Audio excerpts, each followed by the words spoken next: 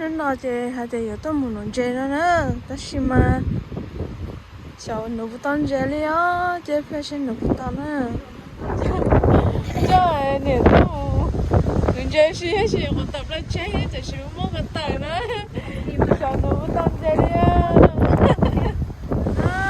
bây giờ tôi nói chơi tôi đến nó nữa chơi xe bên nó có tao chơi xe ít chơi bên nó có tao chơi là nó mà có tao kia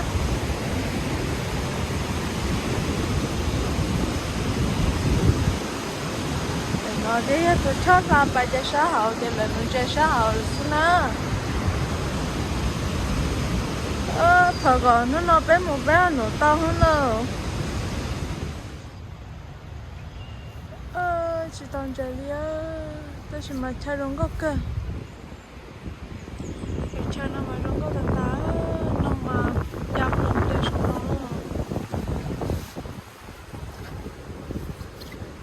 sao trong cái mà rong gốc tia chúng tôi mình ở tia chơi chơi bút phải nói nha người đấy xảo lắm người đấy chơi chơi so pretty so beautiful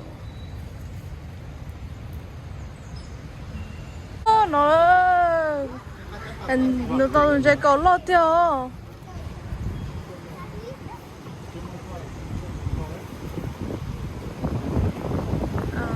tôi ra là tụi đang chơi cầu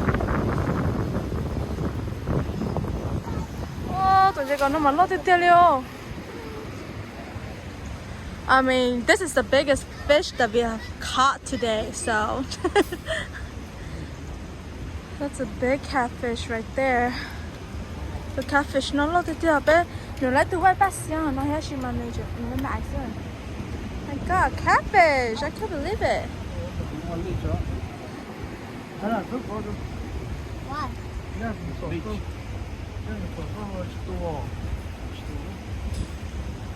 Đây là có một trầu đấy đó. Yeah, mới trầu đây cho anh đủ khi nào đủ. Em biết anh chụp được pro vậy.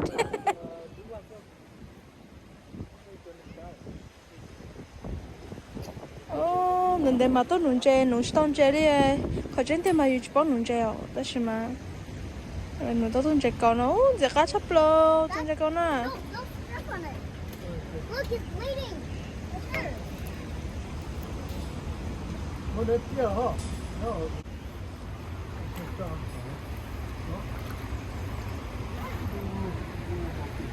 Tụi nhiều white bass. Tụi nhiều white bass. Wait, let me grab it.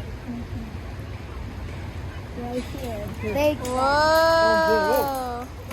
Oh. I like that.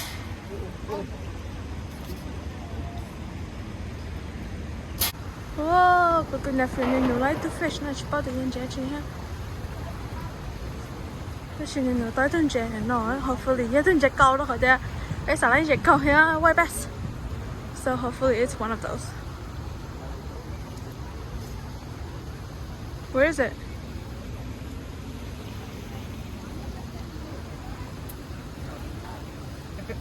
Chạy cả thì của ta.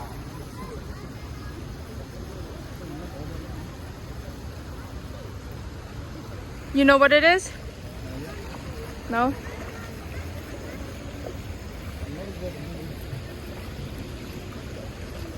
Sẽ gần nó to hơn trẻ chứ nữa. Chỉ bao nhiêu chỉ bỏ chứ đấy à?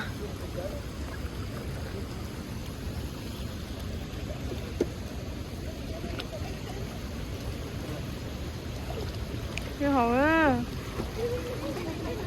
Oh, catfish!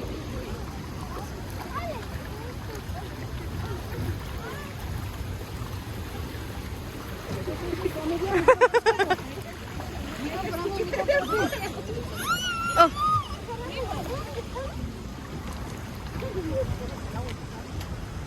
Ding, ding.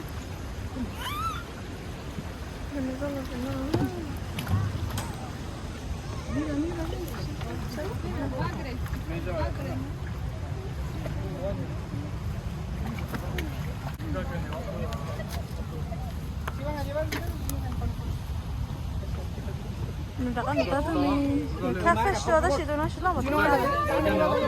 No, anda llevada allá arriba. Anda llevada.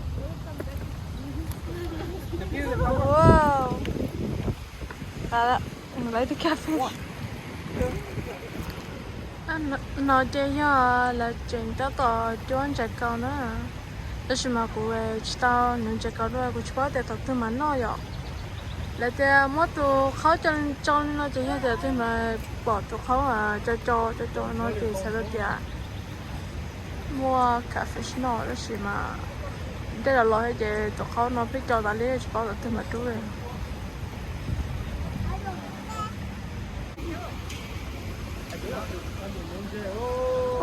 anh chủ tát tụ à sao anh chủ nữa cho ăn cho tôi tung chế lỗ có tiếc mất rồi chế lỗ sao anh chủ tôi lần chơi lo bỏ ra là ya tôi chỉ bỏ chơi lên chỗ có tung chế đào con chế lỗ chủ tung chế à giờ phải một thêm mà để đỉnh ngay mà nó nên nhiều tiền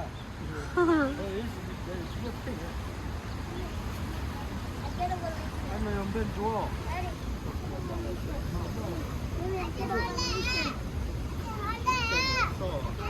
chả nó cứ rồi buổi chiều giờ nó qua mà anh chủ yếu to nó sao anh chủ to sao anh chủ lấy phê sao anh chủ lấy phê bây giờ nó phê thiệt tổ cho ăn đủ to bây giờ các tàu tuần chơi phí cao lo có phần cho ai mà nó có tôi nó lò wow cái tuần nữa tao ý ở trong mông nó chơi tao ở tuần chơi tao nữa cái của tao dân chơi mẹ ha chỉ mà muốn cho tao rồi cho ở tuần chơi tao nữa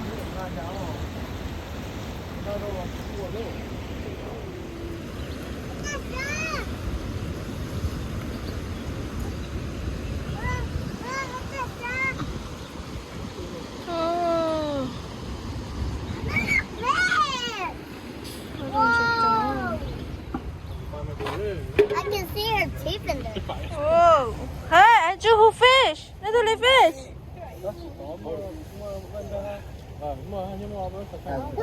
Rõ. bây giờ nó in hết bên này để bây giờ ở đây để chơi bé come on pick it up we go home now bên nội tông chơi bé chơi chơi để chúa cho hôm nay là chơi nấu theo để chúa ấy chơi nó pu thì đã có một là chơi nấu theo chúng mình chơi à thì bây giờ chơi luôn rồi là chơi bên nó tôi gọi là nó xem là chơi bây giờ bắt chơi là nó mà tôi cái tôi chân nó tôi đây rồi nó tao ít chút món nó tao từ catfish là ya từ chơi cầu chơi bây giờ bắt chơi là chơi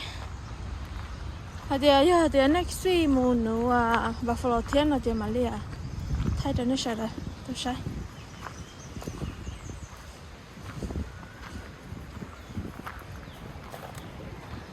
nó mình chơi to bé số đó chả nó chơi ta mà chơi sẵn chơi to liền